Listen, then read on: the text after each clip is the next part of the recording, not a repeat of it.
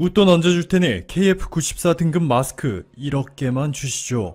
최근 중국의 따이공, 보따리상들이 한국에 수백억 원의 현금을 들고 와 한 말입니다. 여러분들이 마트에 가면 일반적으로 세 종류의 마스크를 볼 수 있습니다. KF80, KF94, KF99. 여기서 KF는 코리안 필터의 약자로 식약처가 인증한 공인 필터만 KF를 새길 수 있고, 뒤에 오는 숫자가 미세먼지를 얼마나 차단해 줄 수 있는지를 나타내죠. 숫자가 높을수록 미세 입자를 잘 차단해 주는데요. 질병관리본부는 이번 중국의 사태로 KF94 이상의 마스크를 착용할 것을 권고하였습니다. 자, 그런데 지금 전 세계에서 놀라운 일이 벌어지고 있습니다. 지금 어느 곳이나 마스크가 품귀 현상인 것은 당연한 일이지만 너무나 독보적으로 한국산 마스크를 전 세계인들이 가장 원하고 있습니다. 도무지 믿기지 않을 정도로 말이죠. 싱가포르에 본사를 둔 아시아 최대 규모의 전자상거래 플랫폼 Q10에서 한 인기 판매자는 한국에서 만들어졌다는 것을 강조하기 위해 한국 국기와 함께 Made in Korea라는 문구를 크게 홍보하며 마스크 30개당 1만 싱가포르 달러에 판매하고 있었습니다. 우리 돈으로 환산하면 875만원, 마스크 한 개당 29만원인 셈이죠. 북한에서도 한국산 마스크가 세계 최고라 인정하였습니다. 자유아시아 방송 RFA는 무역 관련 소식통을 통해 최근 북한의 한 무역회사가 한국산 마스크를 대량 구입하겠다 주문한 소식을 전했고, 중국 단둥에 있는 한 조선족 소식통에 가격이 비싸더라도 차단 기능이 뛰어난 한국 제품을 긴급하게 요구하였다 라고 RFA에 전했습니다. 또한 이 소식통은 한국산 마스크는 공기 정화 기능은 물론이고 초미세먼지와 향균까지 뛰어나 중국에서는 고가 제품이다. 일반인은 비싸서 사용도 못한다고 전했습니다. 특히 북한에서는 한국산 일회용 마스크 하나의 가격과 북한산 쌀 10kg이 맞먹는 가격이기 때문에 고위직들만 사용 가능한 초럭셔리 제품인 셈이죠. 자, 왜 이렇게 전세계가 한국의 마스크에 열광하고 오로지 한국산 마스크 중에서 식약처의 인증 마크인 KF가 표기된 마스크를 찾고 있는 것일까요? 이유는 간단합니다. 한국산 마스크의 성능이 세계 최고 수준인데다가 가격도 저렴하기 때문이죠. 그동안 한국의 여러 연구기관들이 공동 연구를 통해 미세먼지를 효과적으로 걸러내는 기술을 개발해왔고, 독보적인 핵심 기술은 여기 한국전기연구원이 공개하였는데요. 보시면 마스크의 앞면과 뒷면은 적당히 촘촘한 섬유 조직으로 되어 있습니다. 이 섬유가 지나치게 촘촘하면 미세먼지는 잘 걸러지겠지만 숨을 쉴 수가 없겠죠. 자, 그래서 보시면 안쪽에 정전기 필터가 있는데요. 스테릭 일렉트리시티라고 하는데, 이 정전기가 미세먼지와 초미세먼지를 깔끔하게 잡아줍니다. 이 정전기 필터는 초고압 전류를 이용하여 정전 처리된 것으로 플러스 전하와 마이너스 전하가 고르게 퍼져 있어서 전기가 완전히 정지된 상태이기 때문에 여러분들은 마스크에서 찌릿한 전기를 느낄 수 없습니다. 정전기를 이용한 마스크의 단 한 가지 단점이 바로 정전기는 습기에 약하고, 여러분들이 마스크를 한번 사용하게 되면 호흡하는 과정에서 수분이 맺히게 된다는 것이죠. 습기를 머금으면 정전기 기능이 대폭 저하되기 때문에 일회용 마스크는 재사용하면 안 된다는 것입니다. 하지만 일회용 마스크의 경우 상당히 저렴하기 때문에 이걸 단점이라고 보기는 어려울 겁니다. 의사신문의 보도에 따르면 국내 한 제약회사의 관계자는 하루에만 전화통화 30통 넘게 받고 있다고 전했고, 동남아 현지에서 무역사업을 영위하고 있는 J씨는 한국산 마스크의 품질이 좋다고 알려져서 수입하기를 원하는 곳이 정말 많다 라며 자신에게도 당장 한국산 마스크 100만 개를 구해달라는 문의가 들어왔다고 전했습니다. 수억 명의 중국인들이 이례적으로 어려움과 공포에 내몰린 상황 속에서 일본이 중국에 전달한 마스크는 100만 개, 한국은 삼성이 독자적으로 중국의 마스크 100만 개 뿐만 아니라 방호복 1만 벌을 포함해 총 3천만 위안의 구호성금까지 보냈고, 한국의 대표적인 바이오 기업 셀트리온은 중국 대사관을 직접 찾아가 마스크 13만 개, 방진복 1만 개 등 구호 물품 150박스를 전달하는 동시에 중국 우한시에 무려 6천억 원을 들여 중국 내 최대 규모인 12만 리터의 초대형 바이오 의약품 공장 건설을 강행한다 밝혔는데요. 영국 비즈니스 미디어 회사인 윌리엄 리드가 운영하는 글로벌 바이오 미디어 바이오파마도 셀트리온이 중국에서 가장 큰 바이오 공장을 짓기로 했다며 해당 소식을 집중적으로 다뤘을 만큼 전세계 기업들이 우한 탈출 러시를 감행하고 있는 가운데 놀라운 소식을 전했습니다.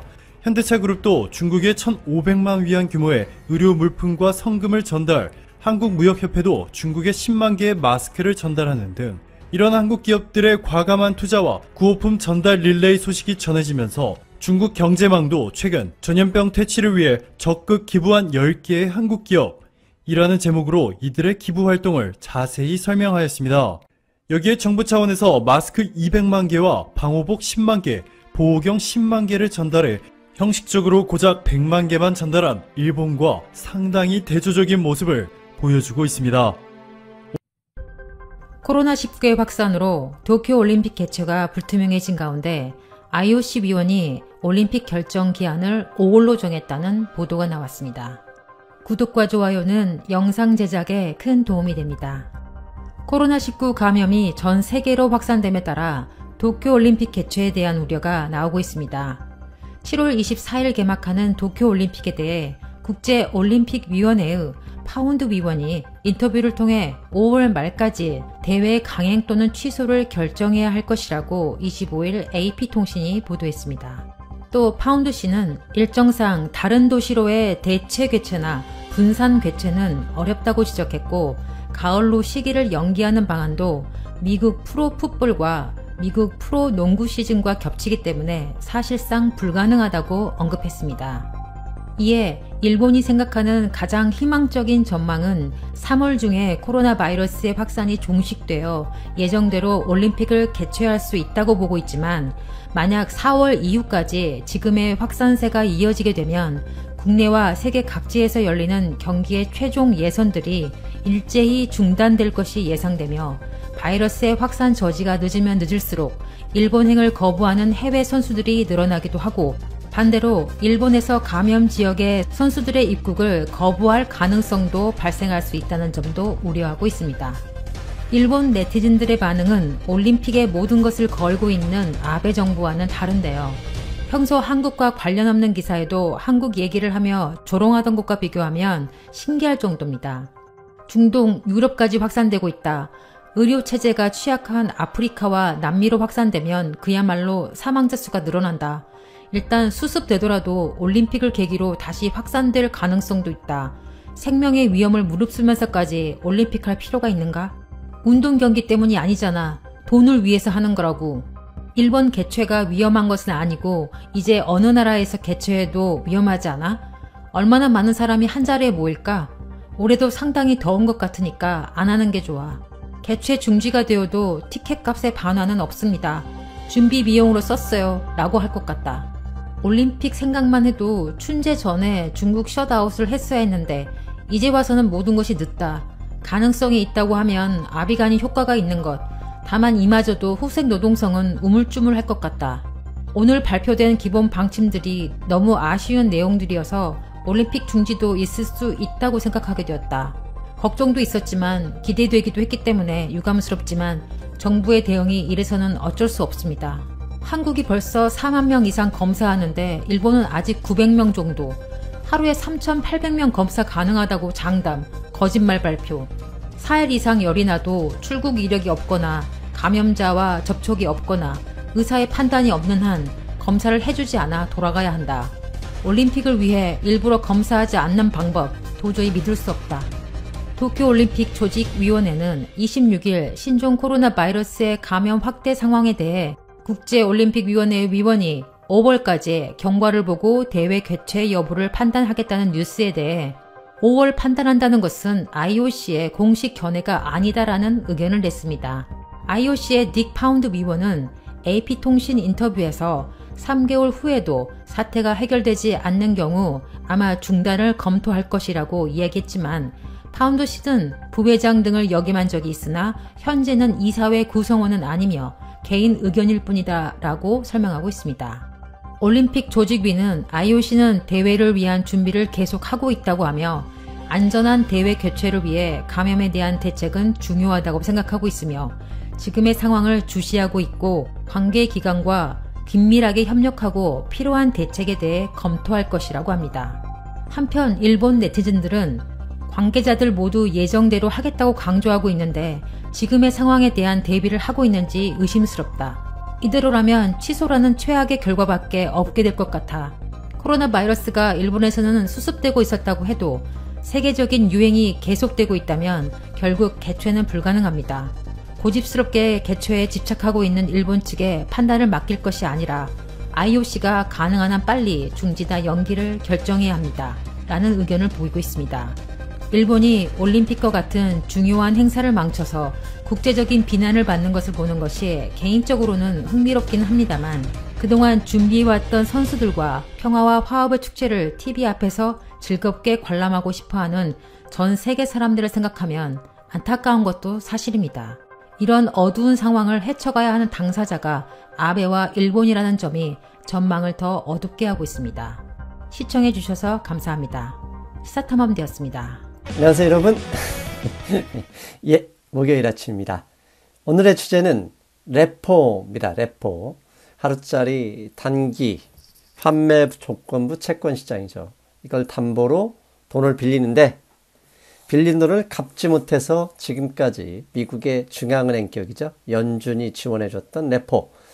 이게 지난주 목요일 날 연준에서 레포 지원 금액을 3월부터 아예 조금씩 줄이겠다. 이 뉴스가 나왔죠. 그래서 유동성이 약 6개월 동안 미국 증시를 끌어올렸었는데 이 레포가 줄어들면 유동성이 줄어드는 것이죠.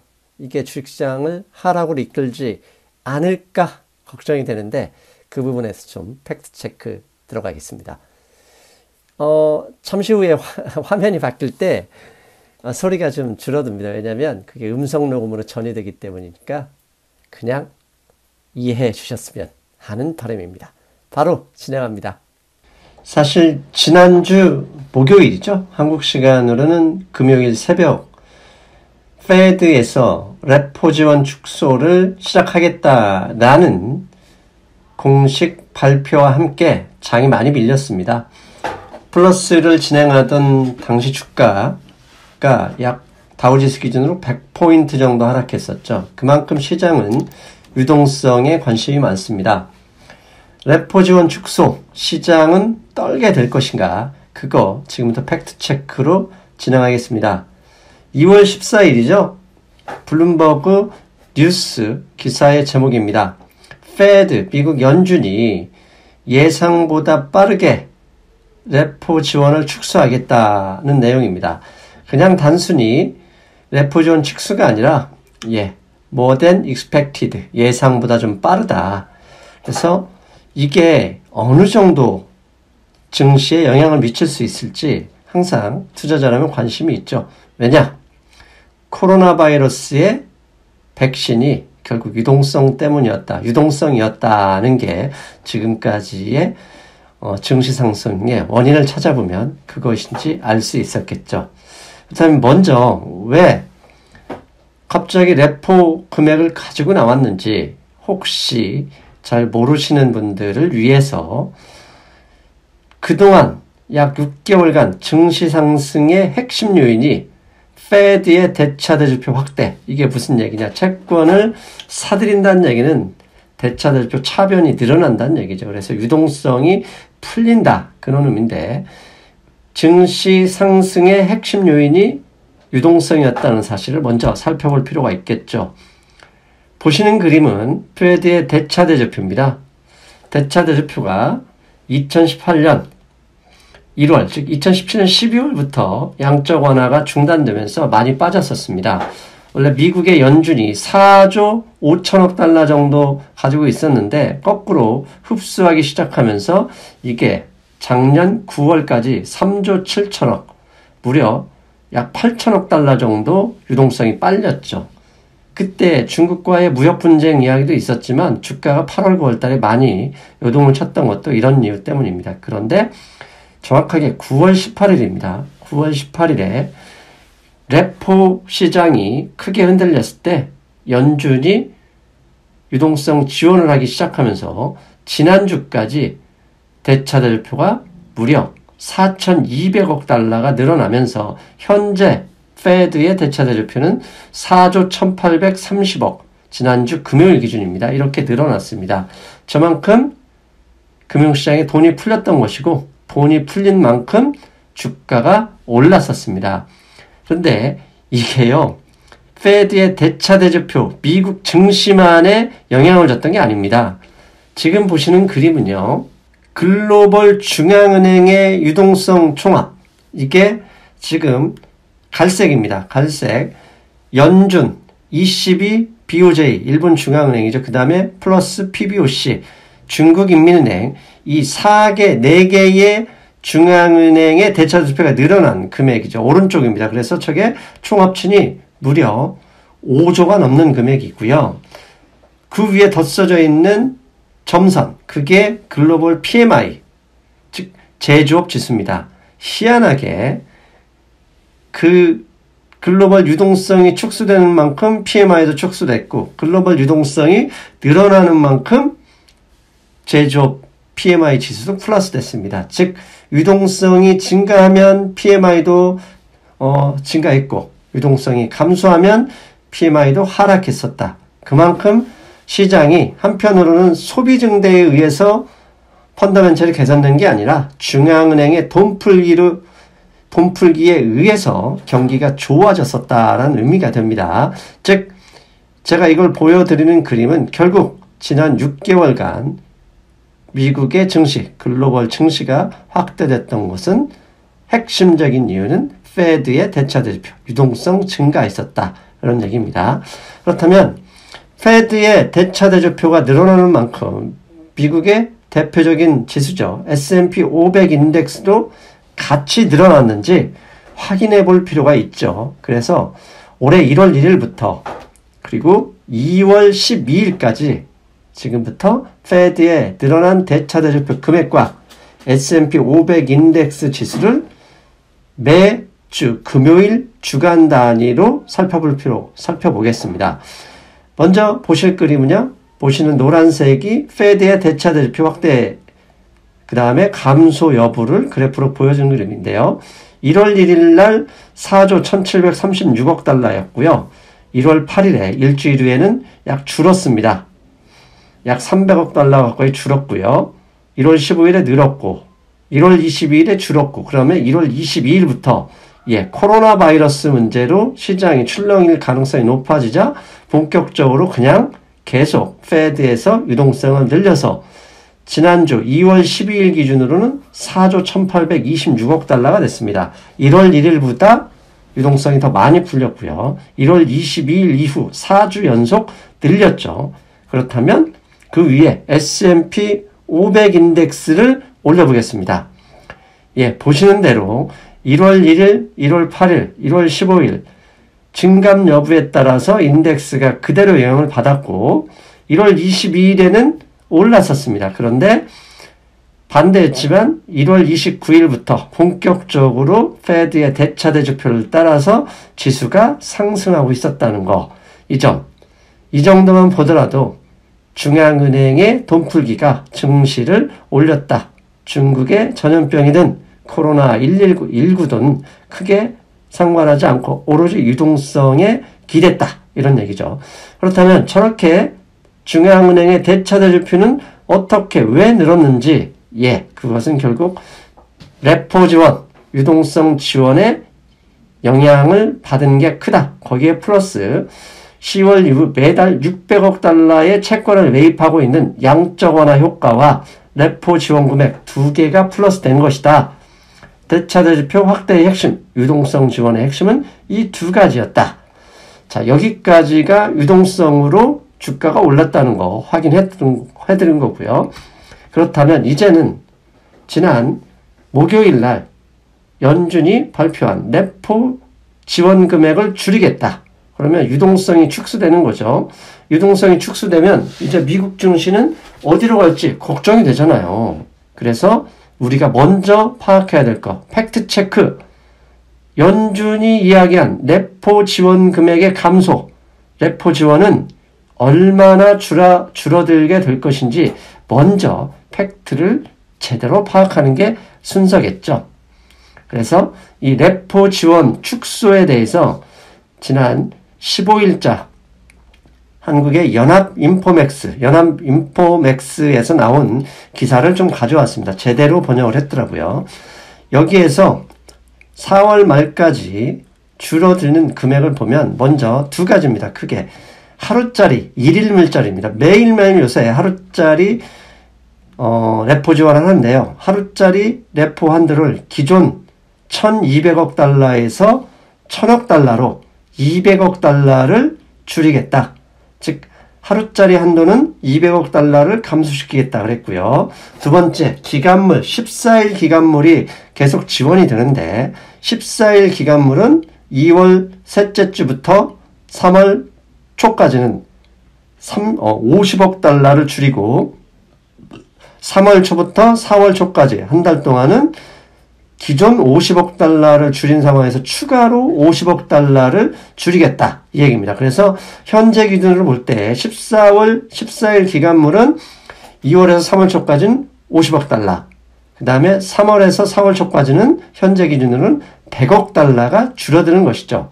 그러면 하루짜리가 200억 달러, 매일매일 이거 200억 달러인데 4월까지 상당히 크겠죠. 그래서 좀 더 구체적으로 조사를 해봤습니다. 그랬더니 앞에서 하루짜리 한도를 1200억 달러에서 1000억 달러로 줄이겠다. 200억 달러로 한도를 줄이겠다고 말씀드렸잖아요. 그래서 상승미소가 누굽니까?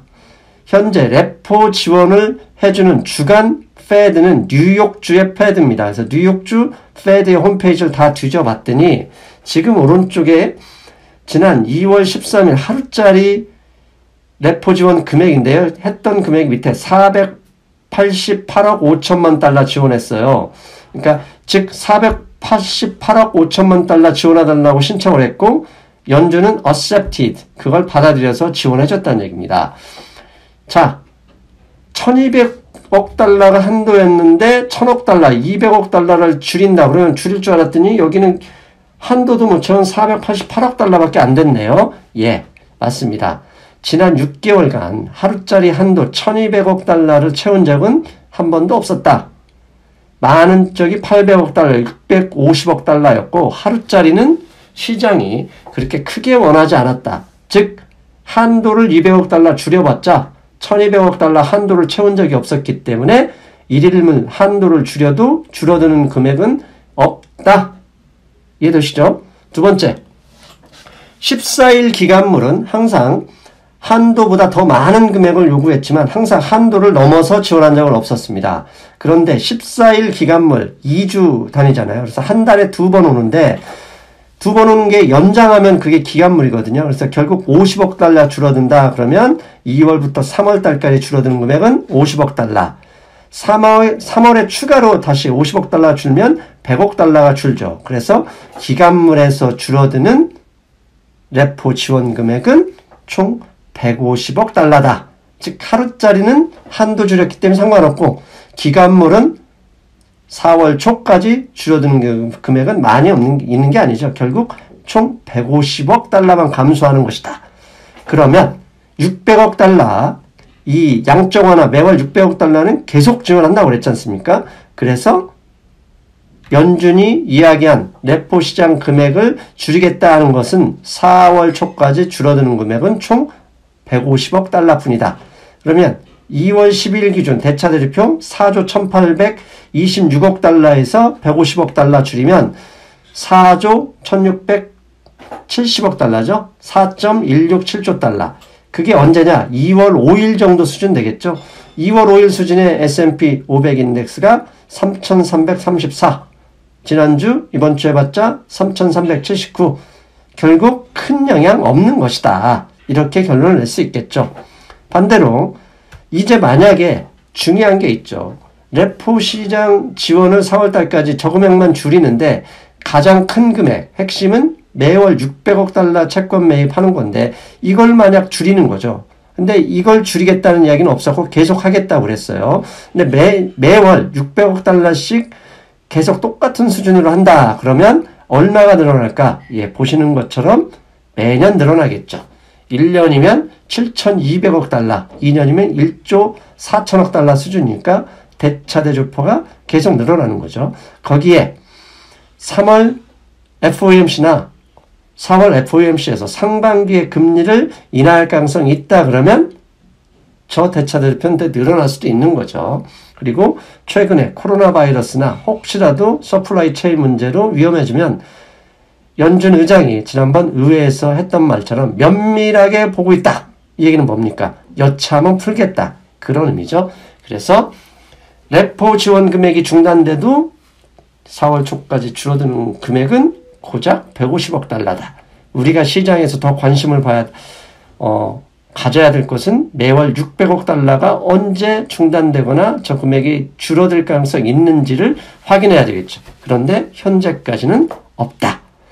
그리고 또 하나, 지난주 뉴스에 이런 얘기가 나왔습니다. 미국 연방정부의 재정적자가 지속되고 있는데 이게 더 늘어나고 있다. 불과 넉 달 만에 2019년에 비해서 25% 늘어났다.